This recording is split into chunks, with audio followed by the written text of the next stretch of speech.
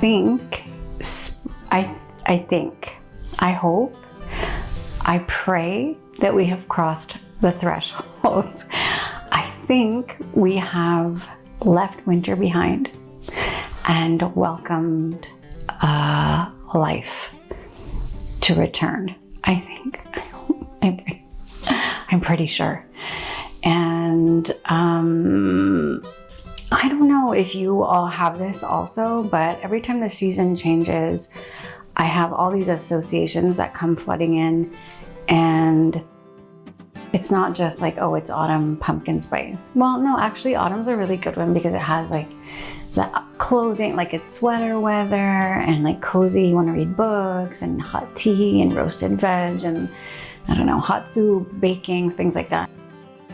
But I feel like there are so many other things as well that come with each shift in the season. And for sure for me, spring brings on heaps of them, and not just the stuff we're supposed to do. Although spring cleaning, I don't feel like it's just a to-do thing. I feel like it really is like, it's coming from a bigger place than just cleaning the house. For sure, we're cleaning the house, deep cleaning this house.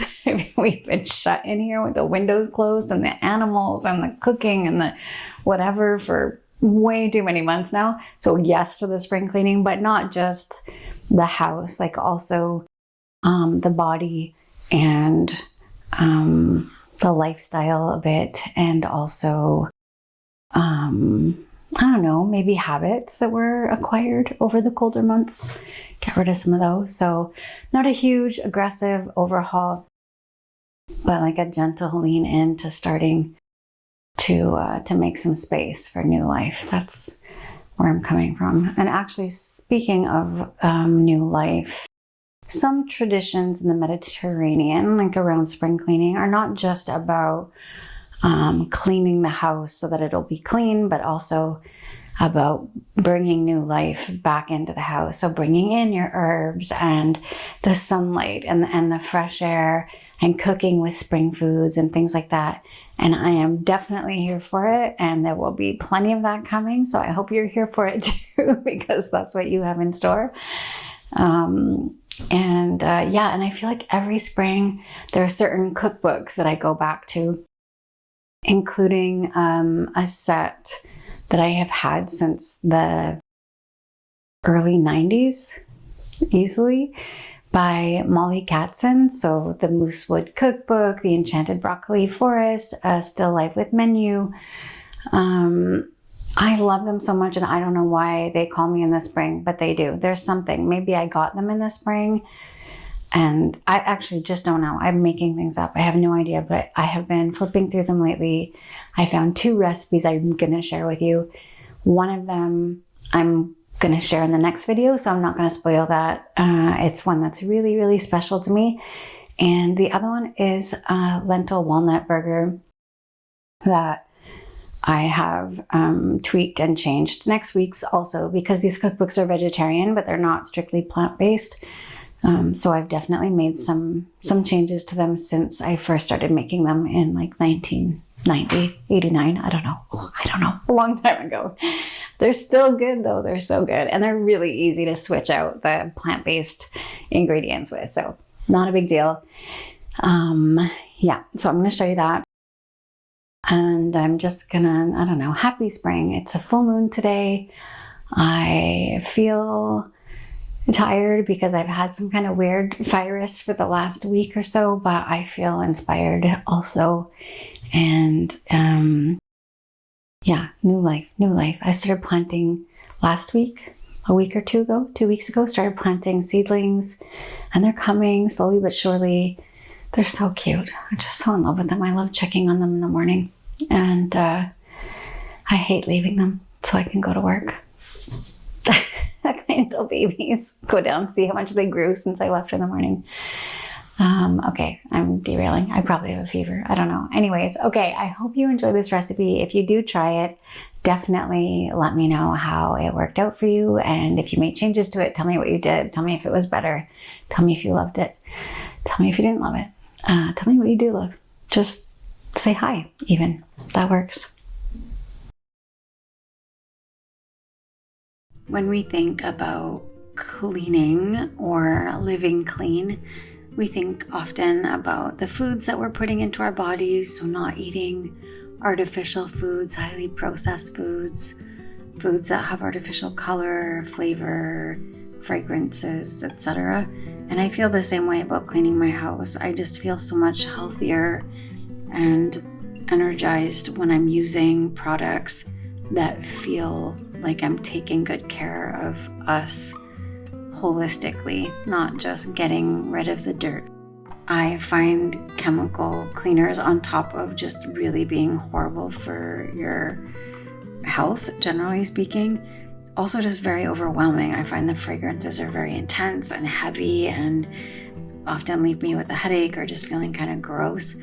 Whereas if I just take something as simple as some vinegar infused with some herbs or citrus rind, let that sit for like a week, and then just use that, just spray that onto the mirrors or the windows or whatever I want to clean, that just leaves me feeling just so much better than I would if I'm using sticky, smelly chemical cleaners. Just be mindful, of course, if you're using vinegar, what are you spraying it on? I wouldn't just spray straight vinegar on a wood table, for example. I found a bunch of recipes that called for about 1.5 cups of water to 1/8 of a cup of vinegar and a few tablespoons of olive oil. And I used apple cider vinegar just to have sort of a medium brownish color for cleaning the wood, but you can use white vinegar also. And I used, I don't know how many, maybe about 20 drops of grapefruit essential oil, which I love. I love that smell, and also a bit of vegetable glycerin. I was concerned about the vinegar, so I went online and looked all over the place to make sure that it wasn't going to destroy my wood, and I did a little test, like a spot test, and it worked out really well. So I just shook up the mixture really, really well, and then used a cloth to rub that into the wood that we have on the island.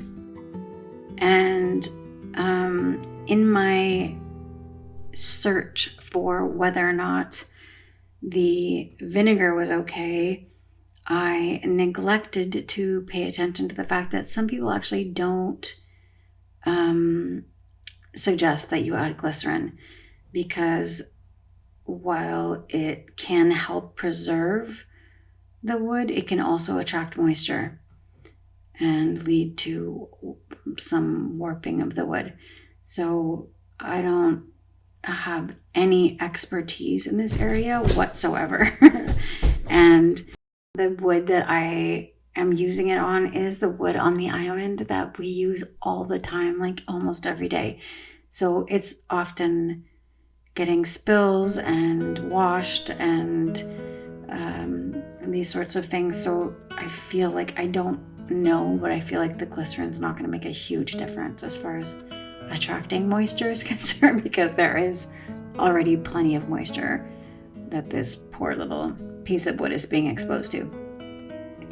At any rate, I imagine you could probably spray this, I don't know, but it has oil and stuff in it, and it just seems easier to just dip a cloth in the cleaner or polish and rub it on with a cloth. So that's what I did. Anyway, it looked amazing. The wood was very dry before I treated it, and it looked so much nicer when I was done. I also made a lavender floor wash because I love that smell once I've washed the floor with lavender. The last recipe that I tried, I may have added way too much lavender essential oils to, and it is going to be very potent. But the good thing is this jar is going to go a long way, because I'm going to pour some of it into a giant bucket of mop water. So it's not going to be this concentrated when I actually use it. But basically that recipe is just really warm water, a little bit of Castile soap, and the essential oils of your choice. Just make sure that it's nothing too abrasive. because you don't want it destroying your floors. And as always, you do a spot check. But I have not used this one yet. Like I said, it smells very, very strong. So I'll be sure to dilute it a bit, but it's gonna make the house smell so beautiful. And I'm very much looking forward to that. There's not many things that I changed about this recipe or that I change. There are not many things that I change about this recipe when I make it, except for the fact that instead of using regular dairy butter, I use vegan butter or olive oil. And I often don't add the dry sherry because it only calls for 1 tablespoon of it, and I honestly just don't drink it enough to warrant going out and buying a whole bottle for that 1 tablespoon. I mean, I'll buy the bottle, I'll use the 1 tablespoon, I'll get excited about sherry. I'll pretend that it's my new routine to have a glass of sherry in the evenings, and then I'll do that for like 2 nights, and then I'll forget about the bottle and it will collect dust on my shelf. So yeah, I usually just skip that part. The first thing that I do is put 3/4 of a cup of dry lentils on the stove in plenty of water in a pot and bring that to a boil, and then just simmer it until they're really nice and soft. It usually takes about half an hour or so.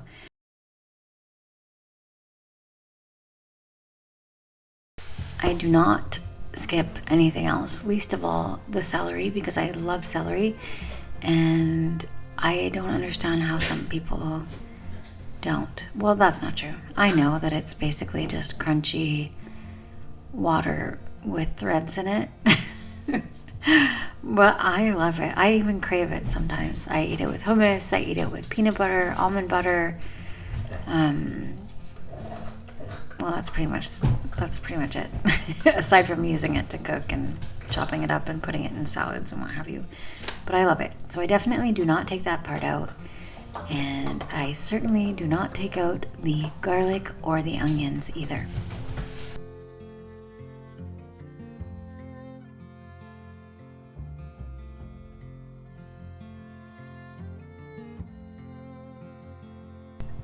The finer you chop everything, the more the patties will kind of stick together, I find. When I leave the veggies cut pretty big or chopped roughly, they tend to fall apart more easily. Sometimes I still do it just because I'm a rebel, and also I just like having that. I prefer the texture of roughly chopped vegetables than kind of a mashed feeling. But everyone has their different preferences, so do what you like to do best. That's what I say. If you've never made this before, maybe try and cut them up as small as you can, just so that you can have like the full experience of a patty that doesn't necessarily fall apart when you're flipping it in the pan. The recipe calls for 10 mushrooms minced, and since mushrooms all kind of come in different sizes, I'm gonna let you be the judge of what that means to you, but to me it's like your average cremini mushroom or button mushroom or cafe mushroom or latte mushroom. I don't remember what they're called, but those little mushrooms that fit in the palm of your hand. Definitely not 10 portobello mushrooms. Again, you probably want to chop these as small as you can. The other main ingredient in this patty is walnuts, so about half a cup, and then those two you want to chop up really tiny. I've never tried this with any other nut. I imagine you probably could. It honestly has never even occurred to me until I just said it, so I don't want to make suggestions because I haven't actually thought about it.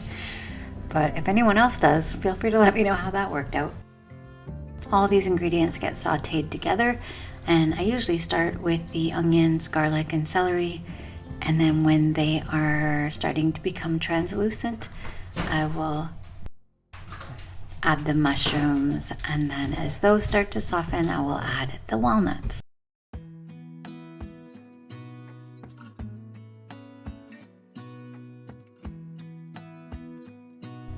Once all your veg is really nice and tender, you add a half a cup of raw wheat germ, a teaspoon of salt, lots of fresh black pepper, half a teaspoon of dry mustard, 1 tablespoon of dry sherry if you want to, and if you have that in the house.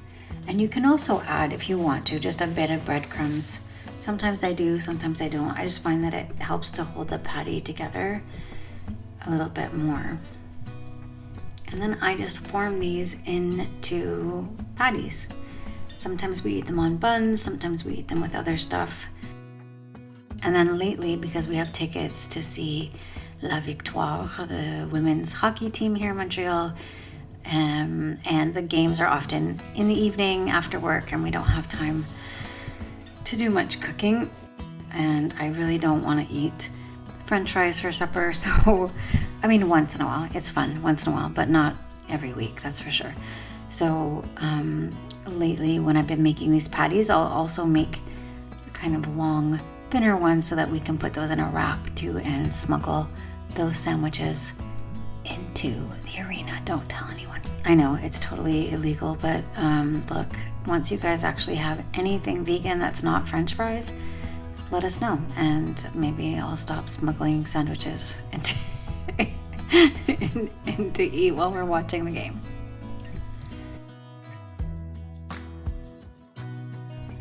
Oh, I forgot to tell you that it's a good idea to chill the mixture before you start forming it into patties so that it doesn't just fall apart. And then you fry them in your butter or your olive oil, and you do that just for about 8 minutes on each side till they're nice and golden brown on the outside and kind of crispy and nice and hot in the middle.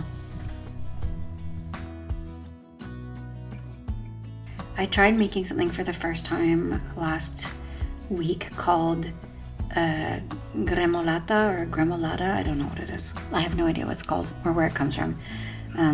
Well, I know what it's called, I just don't know how to pronounce it. But basically, it's like a super tiny minced up little salad that you can put on your patties. We also put it on our potatoes the next day. It was so yummy. And the one that I made was just made out of parsley, fresh parsley, and pistachios, and mint, and lemon zest, and capers. And then I just mashed that all up in a bowl really, really well. And it was very, very tasty. I will definitely be making that again.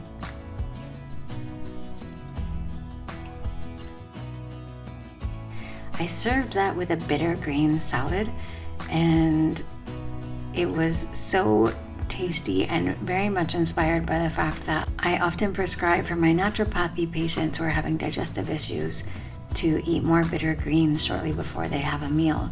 And then I keep having an upset stomach lately and feeling like my digestion is just kind of off, and then wondering what's going on, but then not even practicing what I preach. So I bought some beautiful fennel and radicchio and arugula, and made that into a gorgeous salad with some fresh oranges and some of my favorite Italian olives.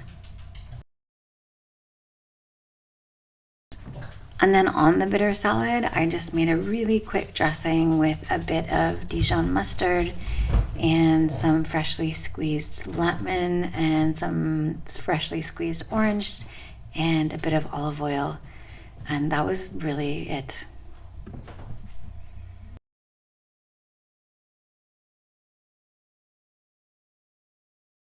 I really was not in the mood for eating the patties on a bun this week, so I made smashed potatoes, which are, I think, is one of my very favorite ways to eat potatoes, and is ridiculously easy to make. So basically you just boil little tiny potatoes. Well, you could probably do this with any size. I would not recommend a russet potato, but ones that have a nice thin skin that are easy to squash. And you just boil the potatoes until they're nice and soft, and then you just give them a quick smash with either a potato masher or a rolling pin or something heavy. You could use a cast iron pan. And the idea is not to pulverize them and turn them into a puree, but really just to give them a quick smash. And then you drizzle some olive oil on them, salt, pepper, fresh thyme, rosemary, whatever herbs that you like. I put thyme on our potatoes. They were so good. They were exceptional this time. I don't know why. These potatoes were just perfect. Oh, but I should probably add that you put them in the oven after you smash them and drizzle them with olive oil and herbs and salt and pepper. You then put them in the oven at around, I don't know, say 400 degrees until they're golden brown and crispy on the outside. So good. So good.